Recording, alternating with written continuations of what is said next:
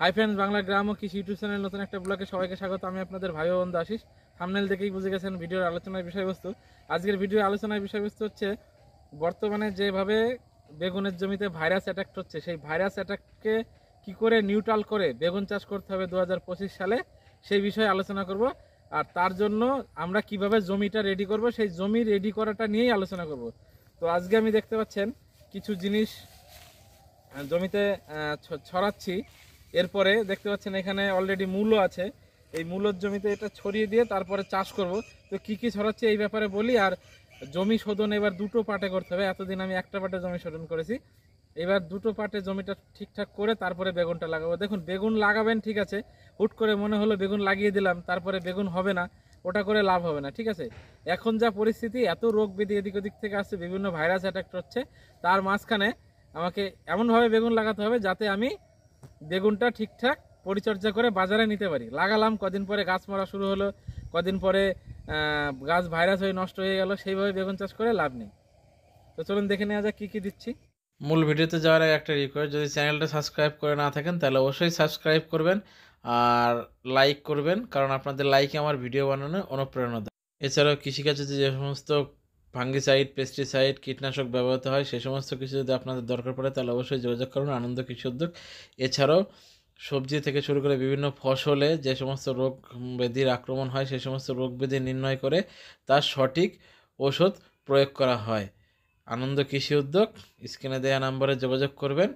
বেথুয়াডুয়ারি, নদিয়া জেলা, খিদিরপুর চৌরাস্তার মোড়। তো চলুন যাওয়া যাক মূল ভিডিওতে। বন্ধুরা, আগেই আমি বলেছি এবারকার জমি শোধনটা মূলত দুটো পার্টে করব। দিন যাচ্ছে, রোগ ব্যাধি বাড়ছে, তো এই প্রথম পার্টে আমি জৈবভাবে জমি শোধন করব। দেখুন কি কি নিয়েছি। এটা হচ্ছে গোবর সার, 2-3 বছরের পচা গোবর সার, হালকা ভেজা ভেজা আছে। তো এর মধ্যে দিচ্ছি আমি হচ্ছে প্যান্থার ভিসি। এটা হচ্ছে নিমাটোড নাশক, জৈব নিমাটোড নাশক। এটা দিয়ে আমার জমির যে নিমাটোডগুলো আছে এগুলোকে নষ্ট করব। তো নিমাটোড নাশকটা মিশিয়েছি, আর এর সাথে মিশিয়েছি হচ্ছে প্যান্থার পিএফ আর প্যান্থার টিভি। এটা একটা ট্রাইকোডার্মা ভেরিডি এবং সিউডোমোনাস। তো এই দুটো হচ্ছে মানে উপকারী ফাঙ্গাস। এগুলো যখন আমি এই গোবরের মধ্যে মিশিয়ে রেখে দেবো। এটা মূলত আমি রাতে মিশিয়েছি, তাই তখন দেখাতে পারিনি। আরও 36 ঘন্টা আগে মিশিয়ে রেখে দিয়েছিলাম। তো এটা গোবরের মধ্যে মিশিয়ে রাখার ফলে এটা মাল্টিপ্লাই হয়েছে, মানে এর সংখ্যা অনেক অনেক অনেক বেড়ে যাবে। এবার এটাকে আমি আমার জমিতে ছিটিয়ে দিচ্ছি।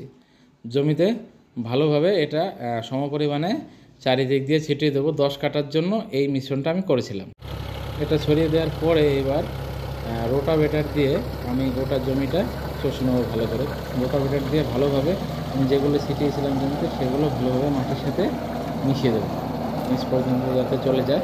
আর এই জায়গাটা আমার ছোটো, ওই পাশে আমার পটলের জমি আছে, আর এই পাশে আমার গমের জমি, আর শেষের দিকে আছে হচ্ছে বেগুনের চারা নতুন। যার কারণে আমি একবারে জল ছেড়ে রোটাভেটার দিইনি, আগে রোটাভেটার দিচ্ছি। রোটাভেটার দেওয়া শেষ হলে আমি জল ছেড়ে দেবো, এরকম জল দিয়ে দেবো। আর এরকম জল আমি 2-3 দিন জমিতে বাঁধিয়ে রাখবো। যার ফলে কী হবে, আমি যে ট্রাইকোডার্মা ভেরিডি, সিউডোমোনাস এবং নিমাটোডনাশক দিয়েছি, ওগুলো মাটির সাথে মিশে মাল্টিপ্লাই হয়ে আরও খুব ভালোভাবে কাজ হবে। আর এই সমস্ত কিছু জমিতে দেওয়ার ফলে জমির উর্বর ক্ষমতাও ফিরে আসে, ফাঙ্গাস ছত্রাক থেকে ফসলকে রক্ষা করে এবং নিমাটোডকেও নষ্ট করে।